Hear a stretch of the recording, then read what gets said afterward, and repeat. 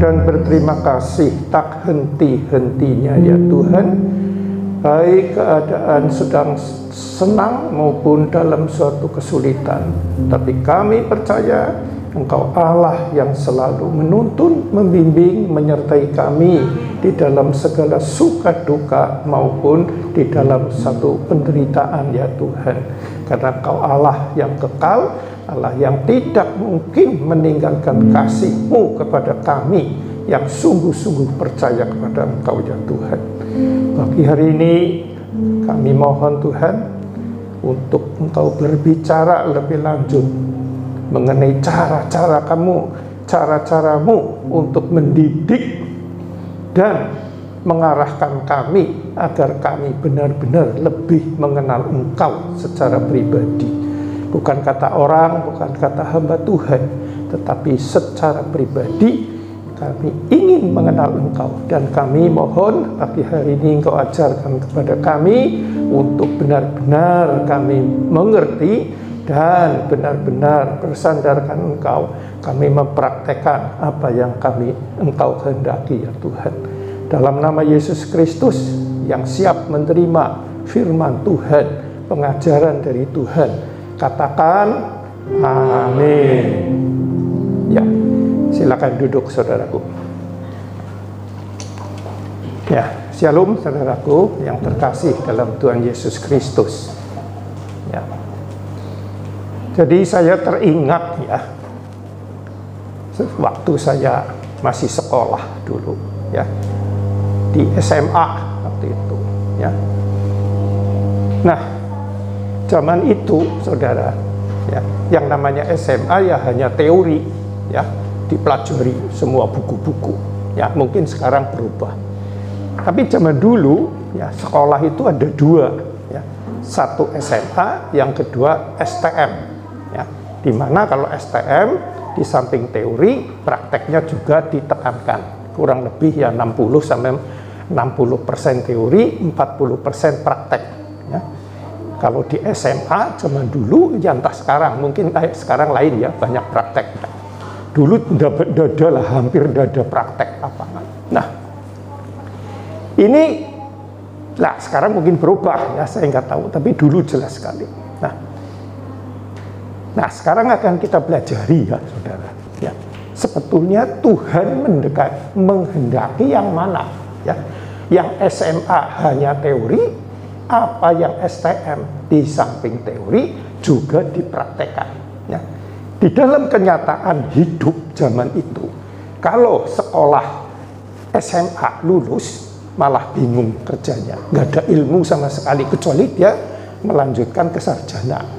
Ya, tapi kalau STM keluar bisa langsung kerja, ya ke bengkel atau yang ke tukang bubut itu, yang bengkel mesin atau bengkel motor, bengkel mobil dan lain-lain, listrik ini ya dulu ada bisa kerja langsung praktek. Tapi kalau SMA malah bingung. Nah, ada lagi waktu itu SEMEA, sekolah ekonomi atas, juga bisa langsung praktek kerja di toko, di perusahaan untuk pembukuan. Jadi dalam kenyataan justru yang STM maupun SEMEA itu lebih berdaya guna dalam arti kenyataan hidup ini ya, bukan hanya angan-angan pengen jadi sarjana nanti ini nanti itu, bukan ya, memang ada bagian itu, tapi pelajarilah ya. Sekarang hari ini kita akan belajar metode Tuhan ternyata lebih menyukai yang di samping teori juga prakteknya. Nah, ini serunya di sini. Ya, kita sekarang buka Mazmur 94 ayat 12. Ya, ternyata ada ayatnya di Mazmur 94 ayat 12. Ya, itu dulu ya. Jadi, ya, saya bacakan, saudara menyimak. Oke, dibaca aja bersama-sama. 2, 3. Berbahagialah orang yang Kau ajar ya Tuhan, dan yang Kau ajari dari Taurat-Mu. 13, lanjutkan. untuk menenangkan dia terhadap hari-hari malapetaka sampai digali lubang untuk orang fasik. 14. Sebab Tuhan tidak akan membuang umatnya dan miliknya sendiri tidak akan ditinggalkannya. 15. Sebab hukum akan kembali kepada keadilan dan akan diikuti oleh semua orang yang tulus hati. Amin. Nah, ini gambaran cara Tuhan, ya, sekolah Tuhan. Kebanyakan kita ini dikiranya hanya saat ke gereja dengar firman atau saat membaca, ya, atau saat berdoa, itu dikiranya itu sudah cukup, ya, artinya oh ini saya sudah sesuai Tuhan. Padahal Tuhan ini metodenya ada dua, saudara. Ya, kembalikan ke 12, ya. Berbahagialah orang yang hajar. Ini dihajar bukan disiksa, ya saudara, ya. Supaya ini sifatnya seperti seorang tua yang menghajar anaknya, ya, karena nakal atau enggak sesuai dengan kehendak orang tuanya, ya. Bukan dihajar, dipukuli sampai mati atau sampai cedera berat, bukan, ya. Jadi menghajar ini unsurnya adalah karena kasih, yang melihat anaknya nggak cocok dengan nggak sesuai, ya, artinya mungkin melakukan sesuatu yang nggak benar atau berbahaya, maka ya kita sebagai orang tua kan sering mungkin diselentik, ya itu anaknya diselentik atau dicubit sedikit atau di awas-awas. Nah, ini yang namanya dihajar, ya. Ini bukan disiksa seperti menyiksa penjahat, bukan, ya, karena Tuhan dasarnya kasih, ya. Ini, ya. Jadi berbahagialah orang yang kau hajar, ya Tuhan, dan yang kau ajari dari Tauratmu, ya. Kita umumnya bahagianya ini dikiranya, saudara, hanya pelajaran Taurat, ya. Padahal Tuhan yang metode Tuhan hajaran ini, ya, sekali lagi ini bukan negatif, ya, bukan dipukuli sampai pingsan, ya, bukan, ya, seperti kita menghajar anak-anak kita dulu lah, ya, waktu kecil-kecil, ya. Nah, ini jadi metode Tuhan ini menekankannya ini hajaran, saudara, prakteknya ini, ya, ini kan praktek di sini, dihajar ini. Kalau ajari ini teori, saudara, ya. Jadi jelas sekali metode Tuhan penekanannya adalah kepada prakteknya, STM gitulah, ya, yang berdaya guna untuk kehidupannya. Nah, sekolah yang berfungsi atau berdaya guna untuk kelanjutan hidupnya, ya. Ini adalah prakteknya, ya. Siap-siaplah, saudara. Nah, ya, ini disebutkan berbahagia, saudara, orang yang dihajar dan juga yang diajari Tauratmu. Kita ini, saudara, ya, yang sudah mengalami akan tahu ini. Tapi kalau belum mengalami mungkin ya susah, ya, untuk tahu. Tapi kalau sudah mengalami, ngerti, ternyata, saudara, ya, ayat ini dahsyat sekali. Kadang-kadang kita kan seneng banget, saudara, wah, dibukakan firman Tuhan, dapat rema dan seterusnya. Nggak salah, saudara. Bukan salah, ya, bukan salah, karena ini tetap namanya bahagia ini. Kita kalau dibukakan firman, diajari langsung oleh Tuhan, kita akan bahagia, betul.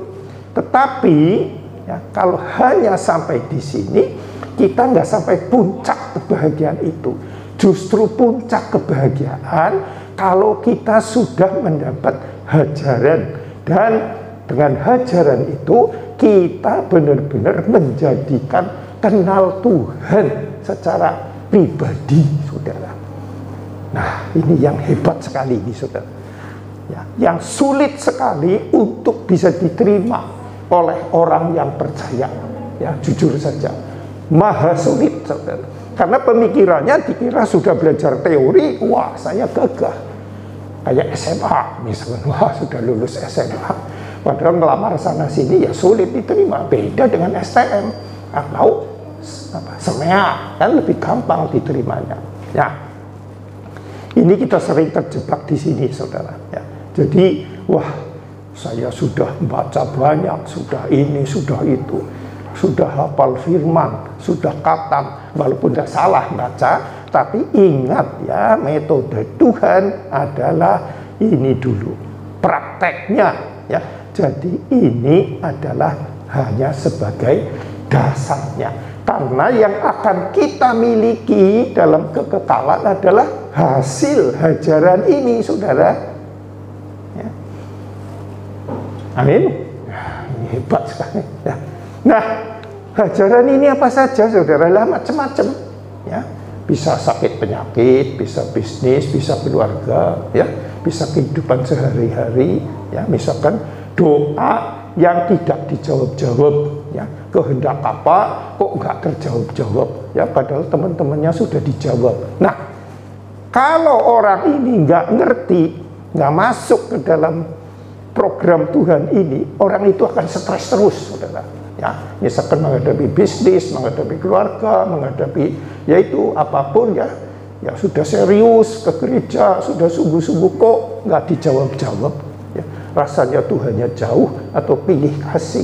Justru mereka yang ngawur hidupnya, malah Tuhan demikian gampang menjawab doa. Nah, ini hajaran ini, saudara. Jadi apabila kita dalam hidup ini ada sesuatu yang rasanya ini kok saya nggak tepat bener, ya, mungkin bukan keluarga, mungkin yang lain lah, bisa macam-macam masalah kehidupan. Nah, mulai kita berubah sini, saudara. Mulai masuk ke sini, mulai bertanya kepada Tuhan. Tuhan, ya, apa yang Kau kehendaki, ya, terhadap persoalan yang sedang saya rindukan ini. Saya sudah bertahun-tahun doa, ya, saya suka sungguh-sungguh menurut saya, tetapi kenapa kok doaku belum dijawab? Tuhan, mohon Engkau menjawab. Ya, saya siap mentaati metodemu, ya Tuhan, yaitu siap Engkau hajar ini dengan kasih yang dari Engkau, agar saya benar-benar terbuka. Ya, terbukanya apa? Ya, dari firman ini, nanti firman ini lebih terbuka lagi. Ya, jadi jangan sampai kita sungsan, saudara. Ya, apalagi hanya sampai Taurat, hanya sampai firman Tuhan, nggak ketemu-ketemu, saudara, nggak ketemu-ketemu. Ya mungkin suatu saat dijawab, tapi kita tidak dapat menilai rohani. Ya, akhirnya kecewa di lain tempat, yang bisa kecewa lagi karena metode Tuhan ini belum dipraktekkan, saudara. Ya, yang walaupun orang itu bisa dijawab, tapi ya nanti akan dijelaskan, ya, bisa nggak bisa, tapi itu untuk bagian orang yang fasik. Wah, hebat ini nanti untuk bagian orang Kristen yang katanya percaya, tapi dalam prakteknya nggak mau mentaati program-program Tuhan. Ya, haleluya, haleluya, amin ya, amin, percaya, percaya. Tetapi dia prakteknya itu beda dengan yang dikehendaki Tuhan. Itu namanya orang fasik. Ya, bukan mengutuk Tuhan, bukan orang tidak percaya, bukan. Fasik itu orang percaya hanya di mulut, dalam praktek hidupnya tidak sesuai. Jadi yang tidak sesuai termasuk ini, ya, yaitu menghindari hajaran. Maka ya inilah sulitnya, jujur saja. Ini kalau nggak benar-benar bersandar sama Tuhan, ini nggak bisa. Pasti ujungnya rasanya belajar firman Tuhan ini lebih utama, supaya Tuhan mengabulkan doa-doaku, ya, dipelajari. Nah, itu, saudara. Ya, saya harapkan pagi hari ini yang mendengarkan firman ini bisa berubah, bertobat dari pemikiran-pemikiran yang lama. Ya, jangan sampai di akhir hidup kita akhirnya itu adanya penyesalan, karena dengan sungsang ini, maka pengenalan, ya, pengenalan akan Tuhan secara pribadi ini menjadi nggak dapat ini, saudara. Hanya teori, teori. Saat kena musibah atau masalah, kapok, ya, lama-lama bisa mengutuk Tuhan, malah meninggalkan Tuhan. Ya, ini nomor satu ya, harus diingat benar. Ya, praktek didasari akan firman Tuhan, atau praktek ini adalah apa? Alat, ya, istilahnya apa? Sarana agar firman ini, ya, benar-benar menjadi bagian hidupnya. Ya, kalau hanya di sini puncaknya hanya rema, artinya Tuhan ngomong, wah seneng aku, nggak salah. Tapi prakteknya ini, benarkah saat ada masalah, ya, kita tetap bersama Tuhan, ya, bukan masalahnya yang hebat, Tuhannya yang hebat. Dengan kita bersandar kepada ini, ya, maka kita akan bisa,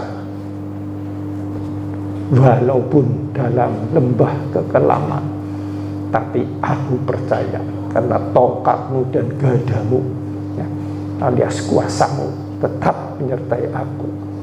Nah, ini. Siap, saudaraku? Ya, ini jelas sekali ini, saudara. Ini bagi yang belum mengalami, ya silakan siap-siap mengalami. Jadi jangan harap ikut Tuhan kayak ke tempat lain, ya, minta apa lancar, ya, doa-doa yang lain kan apa-apa yang mintanya lancar. Saya mau lewat ke sana, ya semua kayak pejabat tinggi, ya dibersihkan jalannya. Oh, enggak ada. Justru Tuhan melalui hadangan-hadangan ini, Tuhan mengajar kita, ya, kamu mau berserah enggak dengan aku? Kalau mau, ayo saya gendong untuk melompati penghalang-penghalang itu. Nah, akhirnya sampai di sana. Ya, dan itu kebahagiaan yang gak bisa dibayar dengan uang. Pengalaman, ya, digendong Tuhan, saudara. Ya, digendong itu kalau sekedar digendong biasa, gak demikian dahsyat. Kalau digendong bisa melewati rintangan-rintangan yang gak mungkin bisa kita lewati. Misalkan tembok yang tingginya 5 meter, tidak mungkin kita bisa sebagai manusia. Tapi kalau kita mau bersandar kepada Tuhan, alias gemblok, alias mau digendong Tuhan, maka tembok setinggi apapun pasti bisa terlewati. Ya, dan di situ mendapat 2 poin kebahagiaan. Bahagia benar-benar menyatu dengan Tuhan dan benar-benar merasakan kasihnya, ya, melalui problem-problem ini. Dan kedua, akhirnya kita bisa sampai di sana, terlewati masalah kita. Ya. Kedua sekarang, ya, ayat 13. Ya. Apa ini? Untuk menenangkan dia terhadap hari-hari malapetaka. Ya. Jadi persoalan hidup ini, saudara, ya, ini sebetulnya Tuhan mengajar agar supaya di hari-hari yang tidak mengenakan, ini hari-hari malapetaka, tetap kita tenang, ya, di saat-saat kita menghadapi masalah ini. Ya, masalah itu macam-macam tadi itu, ya. Tenang, saudara. Kenapa? Ya, karena tadi mau gemblok ke Tuhan dan percaya firman-Nya yang tertulis bahwa aku sekali-kali tidak akan meninggalkan engkau dan sekali-kali aku tidak akan membiarkan engkau. Ini benar-benar, ya, benar-benar dialami, saudara. Justru ada ketenangan sih. Ketenangan ini ketenangan yang sejati ini, saudara. Bukan tenang uangnya banyak, saudara, bukan, ya, tapi tenang. Kenapa? Kita masuk ke dalam rancangan Tuhan, bahwa di hari-hari malapetaka justru kita mendapat ketenangan bersama Tuhan, catatannya, ya, bukan hanya amin-amin, ya, sampai digali lubang untuk orang asing. Nah, disinilah justru orang yang hanya amin-amin di mulut, tidak bisa menangkap program Tuhan, itu semua gali lubang, menjadi jebakan. Ya, masuk ke dalam lubang kan masuk jebakan. Ya, artinya ya tertangkap oleh program musuh. Kan begitu kalau istilahnya perang mungkin kan begitu ya. Jadi masuk jebakan musuh gitu. Akhirnya apa ya itu, hanya amin-amin toh, ya lama-lama jenuh sudah jadi orang Kristen. Ya, kok nggak dijawab-jawab doanya, ya. Orang lain sudah dijawab, ini doa ini macam-macam ya, sekali lagi. Stres, lama-lama sungkan, ya bebah.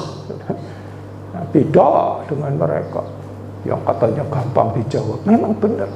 Tapi ingat, Tuhan kalau benar-benar mengasihi kita, justru ini di saat petaka ya, kita mendapatkan damai sejahtera yang abadi ya.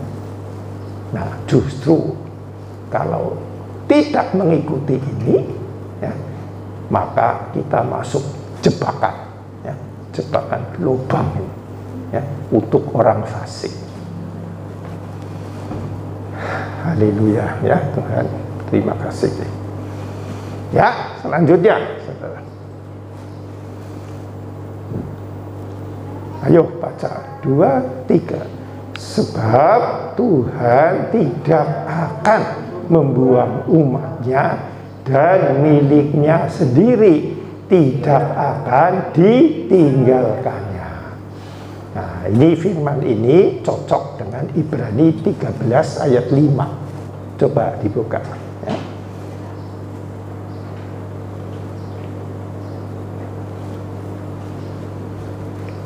Ibrani 13 ayat 5.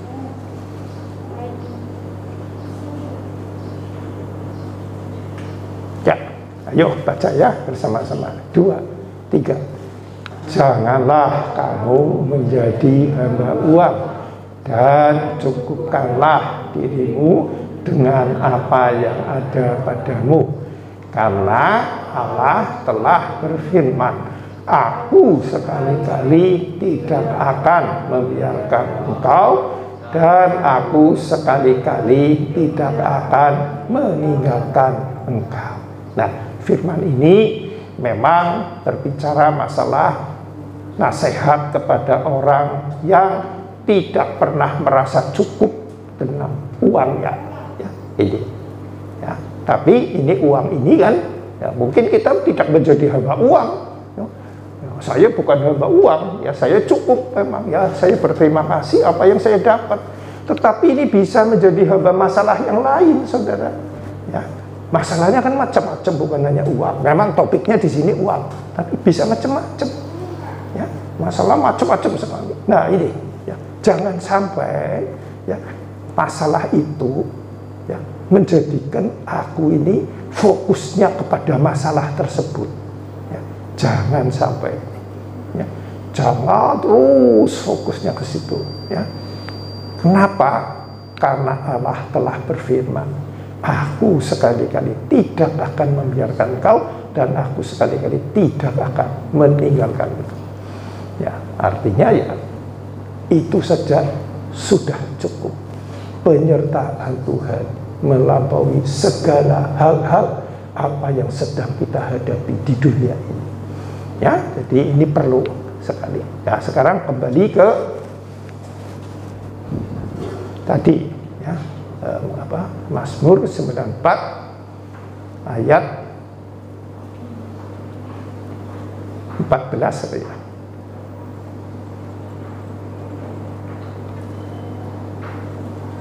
Nah, 14 coba. Sebab Tuhan tidak akan membuang umatnya ya, dan miliknya sendiri tidak akan ditinggalkannya. Nah, ini kata-kata ini, firman ini sering dirasakan oleh orang yang terhimpit masalah ini, saudara. Ya. Rasanya Tuhan membuang dia, dan rasanya dia ditinggalkan. Ya. Doanya tidak dijawab-jawab, saudara. aduh pusing banget apa Tuhan tidak dengar, nah dan sebagainya. Padahal Tuhan berjanji tidak akan membuang miliknya, ya, dan tidak akan ditinggalkan.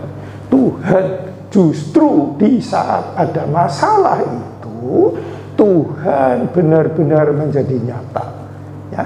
Karena tadi sekolah praktek, saudara, Tuhan menghendakinya sekolah STM. Nah, kalau sekarang apa namanya itu? Sekolah kejuruan, apa ya?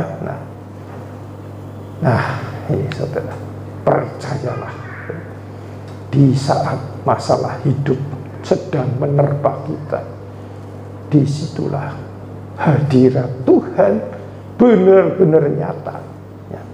Maka disebutkan berbahagialah orang yang sedang mengalami penderitaan, saudara, ya. Karena firman Tuhan di dalam Ulangan 23 ayat 5 dengan jelas mengatakan Allah kita dalam Yesus Kristus, Allah yang mengubah kutuk menjadi berkat. Nah, jadi harus mengalami kutuk atau penderitaan atau persoalan hidup, baru berkatnya itu nyata.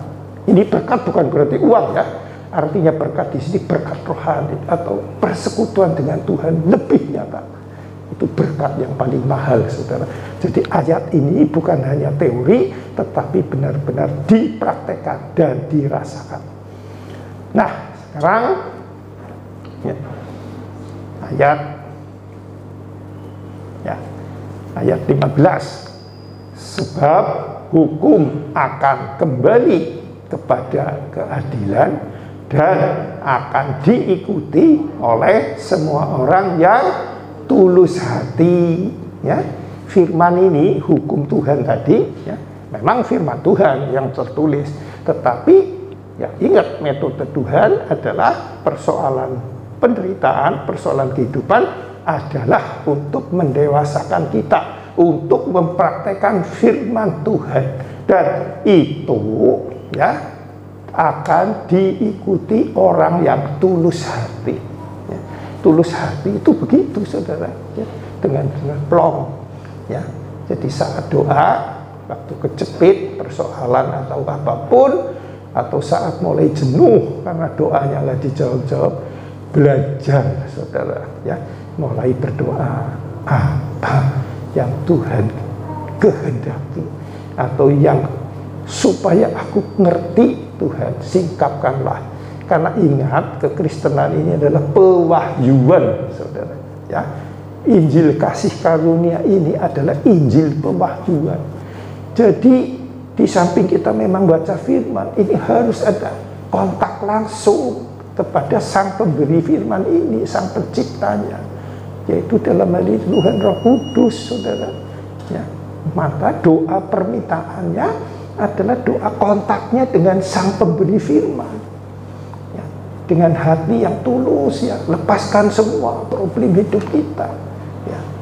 Tapi benar-benar Tuhan Maha tahu lah, ya, aku dalam keadaan begini, ya, yang sekarang saya ingin ketahui dari Engkau, ya, apa yang mesti aku lakukan, ya. Dan aku tahu Engkau menghendaki aku semakin intim dengan Engkau, tapi aku mohon Engkau lebih lagi, lebih detail lagi menyingkapkan langkah-langkah yang perlu aku, ya, jalankan. Nah, di sini disebutkan sebagai orang yang tulus hati, ya, tanpa embel-embel, ya, benar-benar lost kepada Tuhan, ya. Nah, itu, saudara. Jadi hari ini kita belajar, ya, sekali lagi kekristenan adalah betul belajar teori, ya, belajar firman ini. Ini ibaratnya teori lah. Tetapi tekanan Tuhan sebetulnya firman ini untuk praktek hidupnya, ya, kita adalah lebih penting saat kita hidup sehari-hari menghadapi problem hidup, ya. Memang di luar itu, ya, kayak tentang Yesus, karyanya di kayu salib dan sebagainya, ya kita nggak bisa praktek, ya, itu memang karyanya dia. Tapi kita praktek dalam hal yang bagian kita, ya, percaya. Nah, contohnya percaya, amin, percaya. Tapi percaya waktu happy-happy lagi semua lancar, gampang, saudara. Tapi waktu ada masalah, dan pasti terjadi dalam hidup ini, saudara. Karena Tuhan menghendaki supaya kita bukan hanya teori di atas kertas begini, tapi benar-benar nyata.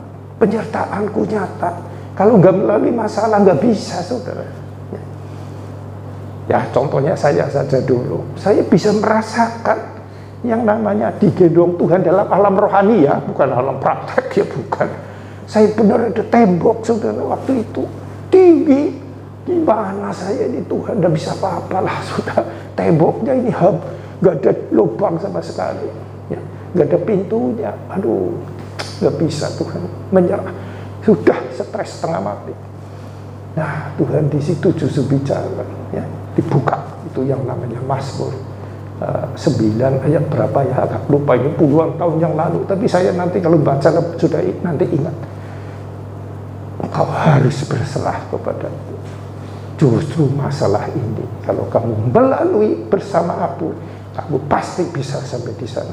Tapi kalau kamu tidak, kamu hanya teori tok, diusir supaya tembok. Pertama saya doanya temboknya supaya runtuh. Tuhan mau bisa saya meruntuhkan tembok, karena aku maha kuasa. Tapi kamu tidak mengalami hubungan pribadi dengan engkau, tidak mengalami digendong aku. Jadi bukan aku gak maha kuasa, gampang bagi aku untuk menghancurkan tembok. Tapi kamu tidak mengalami secara pribadi. Nah, sekarang tinggal pilihan, mau kamu ngotot, ya, tapi karena kasihku aku menghendaki engkau mau benar-benar berserah. Di situ digambarkan sebagai sedia untuk digendong dia. Nah, saat itulah tahu-tahu les itu, ya, lompat, ya. Waktu saya persis, saya jadi diperlihatkan. Jadi ini tembok, ya, misalkan segini. Saya dari sini lompat ke sana. Ini ditutup. Di bawah Tuhan, waktu di atas ini saya diberi penglihatan, melihat ternyata hanya satu garis tok, saudara. Kalau dipandang dari sini, ini penghalang besar sekali. Nggak mungkin saya bisa ke sana. Tapi bersama Tuhan, entah gimana saat gendong itu, saya diberi penglihatan, saya melihat bawah. Ternyata di mata Tuhan, kalau saya bersama dia, ini garis, ya.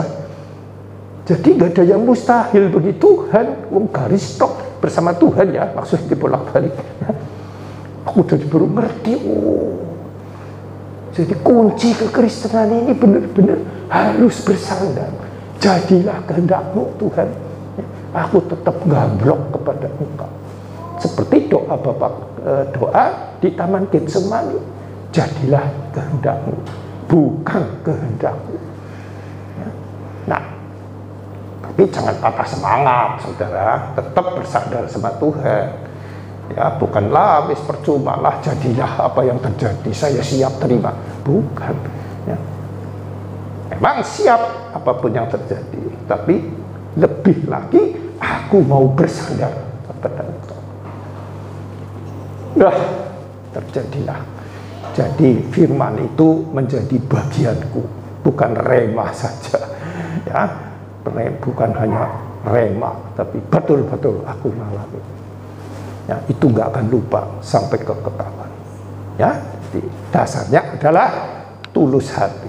Nah, ini tulus hati, kalau nggak benjut memang susah. Terus umumnya manusia nggak mau, terus biasanya mau cara-cara sendiri, saudara.